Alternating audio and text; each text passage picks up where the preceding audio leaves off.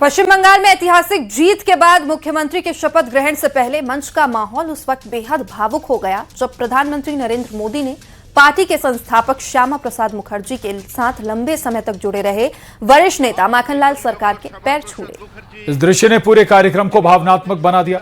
सिलीगुड़ी के रहने वाले माखनलाल सरकार भारतीय जनता पार्टी के 98 साल के सबसे पुराने कार्यकर्ताओं में गिने जाते रहे। उन्होंने कश्मीर आंदोलन के दौरान श्यामा प्रसाद मुखर्जी के साथ काम किया, उनके साथ गिरफ्तारी भी दी और साल 1980 में वो बंगाल के 3 जिलों के संगठन समन्वयक भी बने और एक ही साल में 10,000 से ज्यादा लोगों को पार्टी से जोड़ने की उपलब्धि हासिल की। और उसके बाद 1981 से लगातार 7 वर्षों तक वो बीजेपी के जिला अध्यक्ष रहे और संगठन को मजबूत करने में अहम भूमिका भी निभाते रहे। मंच पर जब पीएम मोदी ने उनका शॉल उड़ाकर अभिनंदन किया और फिर उनके पैर छुए तो माखनलाल सरकार के साथ साथ वहां मौजूद हर शख्स भावुक हो उठा।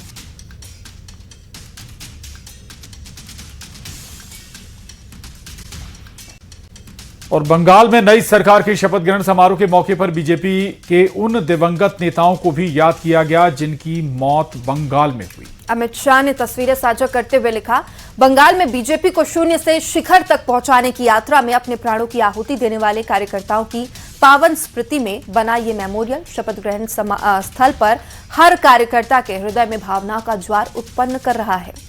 अमित शाह ने लिखा, उन पुण्यात्माओं का त्याग, संघर्ष और बलिदान आज सार्थक होने जा रहा है। राष्ट्र और संगठन के लिए अपना सर्वस्व अर्पित करने वाले उन सभी कार्यकर्ताओं को कोटि कोटि नमन।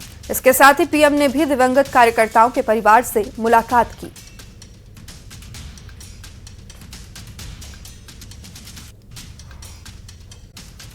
पश्चिम बंगाल में आज से बीजेपी की सरकार का राज शुरू हो गया है। शुवेंदु अधिकारी के सीएम पद की शपथ लेने के बाद अब बंगाल में बदलाव की शुरुआत हो चुकी है।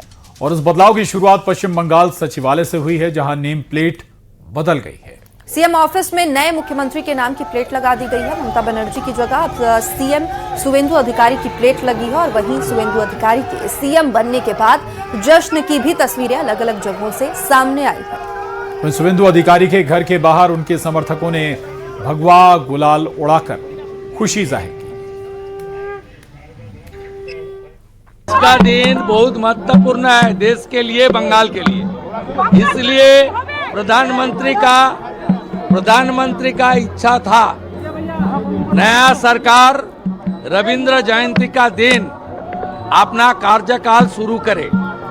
इसलिए हम लोग प्रधानमंत्री जी का नेतृत्व में कवि गुरु को प्रणाम करते हुए आज संविधान को मानते हुए ओथ टेकिंग किया, शपथ लिया है। और उसका बाद मेरा सरकारी कार्यक्रम ये जोड़ा साको से हुआ है, कवि गुरु को प्रणाम करके माल्यार्पण कर। बिहार के बाद तो पश्चिम बंगाल में आज से बीजेपी की सरकार का राज शुरू हो गया है। शुवेंदु अधिकारी के सीएम पद की शपथ लेने के बाद अब बंगाल में बदलाव की शुरुआत हो चुकी है। और इस बदलाव की शुरुआत पश्चिम बंगाल सचिवालय से हुई है, जहां नेम प्लेट बदल गई है। सीएम ऑफिस में नए मुख्यमंत्री के नाम की प्लेट लगा दी गई है। ममता बनर्जी की जगह अब सीएम शुवेंदु अधिकारी की प्लेट लगी है और वहीं शुवेंदु अधिकारी के सीएम बनने के बाद जश्न की भी तस्वीरें अलग अलग जगहों से सामने आई है। शुवेंदु अधिकारी के घर के बाहर उनके समर्थकों ने भगवा गुलाल उड़ाकर खुशी जाहिर की। इसका दिन बहुत महत्वपूर्ण है देश के लिए, बंगाल के लिए। इसलिए प्रधानमंत्री का इच्छा था नया सरकार रविंद्र जयंती का दिन अपना कार्यकाल शुरू करे। इसलिए हम लोग प्रधानमंत्री जी का नेतृत्व में कवि गुरु को प्रणाम करते हुए आज संविधान को मानते हुए ओथ टेकिंग किया, शपथ लिया है। और उसका बाद मेरा सरकारी कार्यक्रम ये जोड़ा साको से हुआ है, कवि गुरु को प्रणाम करके माल्यार्पण कर। बिहार के बाद बंगाल में जिस प्रकार से माहौल बना है, यहाँ बाहर आ गई है, कमल का फूल खिला है और यशस्वी नवनिर्वाचित मुख्यमंत्री शुवेंदु जी के नेतृत्व में, यशस्वी प्रधानमंत्री के नेतृत्व में जब देश आगे बढ़ रहा है तो बंगाल भी आगे बढ़ेगा। हम सब ने मिलकर के यहाँ भाग भी लिया और एनडीए के बढ़ते परिवार के साथ भाजपा का परिवार बड़ा है मेरी अपनी ओर से बंगाल वासियों को बधाई। ममता जी, अब ये तो उनके ऊपर निर्भर करता है, लेकिन इस सारे दौर के लिए बंगाल को पीछे करने में टीएमसी का ही हाथ था। उनको आत्मविश्लेषण करना चाहिए।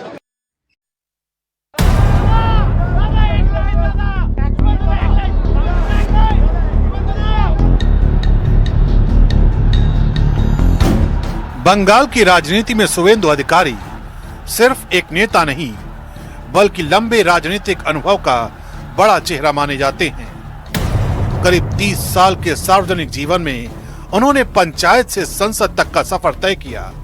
2 बार लोकसभा सांसद, 3 बार विधायक और 5 साल तक विधानसभा में नेता प्रतिपक्ष की भूमिका निभाने वाले शुवेंदु ने जमीनी राजनीति से लेकर बड़े सत्ता केंद्रों तक अपनी मजबूत मौजूदगी बनाई।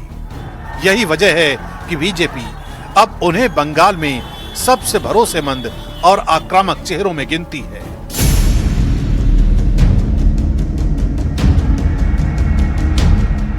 शुवेंदु अधिकारी का राजनीतिक सफर सिर्फ भाषणों तक सीमित नहीं रहा, बल्कि प्रशासनिक अनुभव भी उनकी सबसे बड़ी ताकत माना जाता है। परिवहन और सिंचाई जैसे अहम विभागों के कैबिनेट मंत्री रहने के दौरान उन्होंने सरकार के भीतर फैसले लेने वाली राजनीति को करीब से समझा। वहीं हुगली रिवर ब्रिज कमीशन के चेयरपर्सन के तौर पर इंफ्रास्ट्रक्चर परियोजनाओं में भी उनकी बड़ी भूमिका रही। हल्दिया डेवलपमेंट अथॉरिटी के चेयरमैन के तौर पर शुवेंदु अधिकारी ने औद्योगिक विकास में भी अपनी अलग पहचान बनाई। करीब 1 दशक तक उन्होंने हल्दिया जैसे औद्योगिक शहर के विकास में अहम भूमिका निभाई। इसके अलावा सहकारिता आंदोलन में भी उनका प्रभाव मजबूत माना जाता है। कृषि ग्रामीण बैंक, कांथी अर्बन कोऑपरेटिव और Vidya Sagar central cooperative bank जैसे संस्थानों में उनकी सक्रिय भूमिका रही। यानी शुवेंदु सिर्फ चुनावी राजनीति के नेता नहीं, बल्कि संगठन, प्रशासन और आर्थिक ढांचे को समझने वाले नेता के तौर पर भी देखे जाते हैं। यही वजह है कि बीजेपी समर्थकों के बीच उनकी छवि लगातार मजबूत हुई। शुवेंदु अधिकारी सिर्फ अपने राजनीतिक अनुभव की वजह से नहीं, बल्कि अपने परिवार की विरासत की वजह से भी अलग पहचान रखते हैं। कांथी का अधिकारी परिवार बंगाल के स्वतंत्रता आंदोलन से जुड़ा रहा। विपिन अधिकारी और केनाराम अधिकारी उन राष्ट्रवादियों में गिने जाते थे जिन्होंने बंगाल के कई स्वतंत्रता सेनानियों के साथ मिलकर काम किया। बताया जाता है कि विपिन अधिकारी को अंग्रेजों के खिलाफ आंदोलन के कारण जेल तक जाना पड़ा और अधिकारी परिवार का घर ब्रिटिश शासन में 2 बार जला दिया गया। बीजेपी अब इसी विरासत को राष्ट्रवाद और सांस्कृतिक राजनीति से जोड़कर पेश करती दिखाई दे रही है।